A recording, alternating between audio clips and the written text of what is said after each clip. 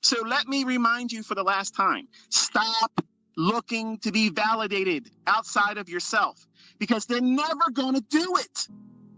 You need to be your own cheerleader. You are the person that drags your ass out of bed and says it's time to go to work. Period. You do that. Well, guess what?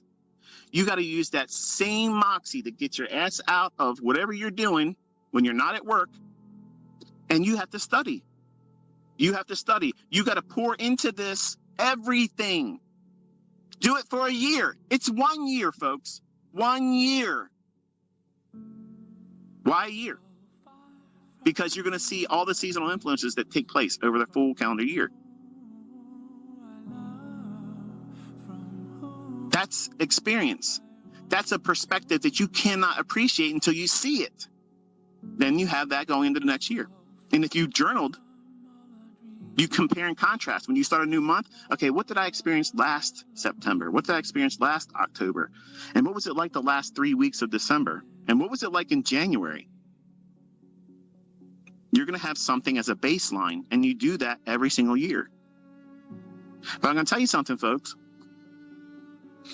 Once you have consistency, let me tell you something, what's never going to happen.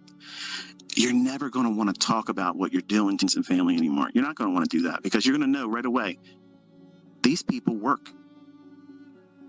And there's nothing wrong with working, folks. But working folks don't like to see other people get out of that livestock pen. They don't want to be champion somebody else because that would be like taking energy and directing it to someone else to do well instead of directing it to themselves and for them to do well. So why are you surprised? They're indoctrinated. You're not going to wake them up. You're not going to stir them up by you telling them that you're going to work your ass off and you're going to learn how to do this and you're going to speculate way more income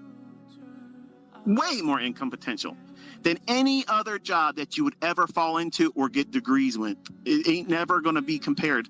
It isn't going to be in the same vicinity, the neighborhood, the zip code. You're not going to get anywhere close to the fucking money that you could make doing this. And if that bothers you because I'm using this language, I don't give a shit. Because I'm tired of people tiptoeing and dancing around, boo-hooing that they don't have this figured out yet. What's stopping you? You have it now. It's done. It's on those videos. Study it. You got to work for it. It doesn't mean I watch the videos, therefore I should know. No, you watch the videos and I tell you what you should be looking for. Then you have to do the work. You have to do that. If you fail, I did not fail you. You failed you. Own it, man. Own it. I failed myself for the first few years until I realized I'm the problem. And then when I realized what those issues were that I was struggling with, perfection. I didn't want to lose ever. I felt that there was a way for me to trade and never have a losing trade. That's bullshit. There is a way to trade with a high degree of accuracy, but it requires you to trade very selective. I just taught you that. You use the economic calendar. High impact, medium impact news events, period. Times of day, days of the week, and seasonal influences. And the only thing I've done for the first 6 months of this year was what I promised I was going to do. I was going to teach you exactly how to go in and find these setups and prove to you that they're consistent and prove that you can make real money, not just demo dollars. You can make real money doing it. Not all of you are going to make money every single day. You're going to lose. And guess what? I've proven that losing doesn't really change anything. But if your mindset is not accurate, or not accurate, but right, losing can derail you. And that's why I talk to you like this. That's why I give you these motivational speaks and sessions and kind of like an attaboy, attagirl, that type of thing that, prod you along. Because it's easy to be influenced by short-term adversities because your friends and your family and your workplace where you pimp your life out for a small amount of money. It's 9:15. How am I already underwater? I'm in the same boat. I'm in an actual boat. I thought Grammarly just... spend more time there than you spend with me. So that negative cloud that's always over top of you, the people that are around you, that you hopefully look at them as a support structure, your friends and family, none of them are going to tell you what you want them to say. They're not going to say, you know what, Brian? You fucking deserve this. You deserve this. You've worked your ass off. You've done everything right. If there's anybody out there that deserves this, you do. And dang it, get out there and take it. Nobody's going to do that for you. And they're like, how's that possible? Well, first of all, you got to understand that school is the indoctrination centers that make you stupid. All of us start out stupid.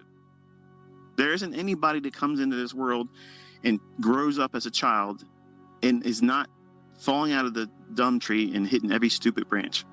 All of us are scarred with it.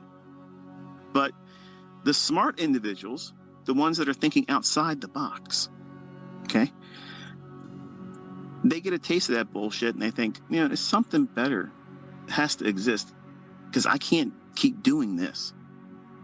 I got a wife, I have a husband, I have children, I have, you know, my weekend warrior friends that I hang out with. But is this it? This is it? This is the American dream? I'm tied to a 30-year mortgage. I'm paying out my ass. And then the government tells me I better pay more rent and property taxes each year or the thing that I own away.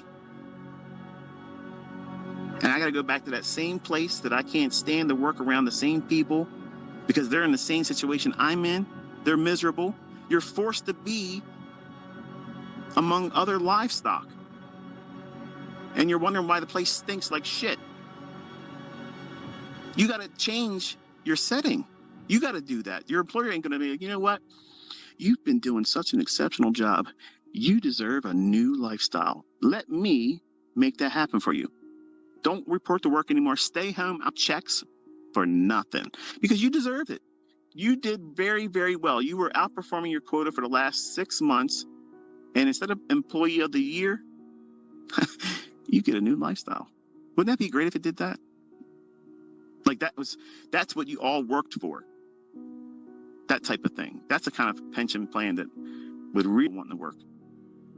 But obviously, that's fiction. It's never going to happen. But you're either going to eat crap and deal with that the rest of your life until you can't do it anymore. That means get old, body breaks down, and live a miserable golden age of your life because you didn't do anything. Apart from the things I said in that series, there isn't any regrets. And I feel good about that I was willing to basically shun all of my friends, my family, my employers, and I did it my way. When everybody else said, it ain't going to be possible, you can't do this, that's a pipe dream, you can't do trading, that's a gamble, no one can predict the markets, no one can time the market. Well, I should rename myself. I should go out there and change my name to No One or Nobody. Because you all are part of this collective.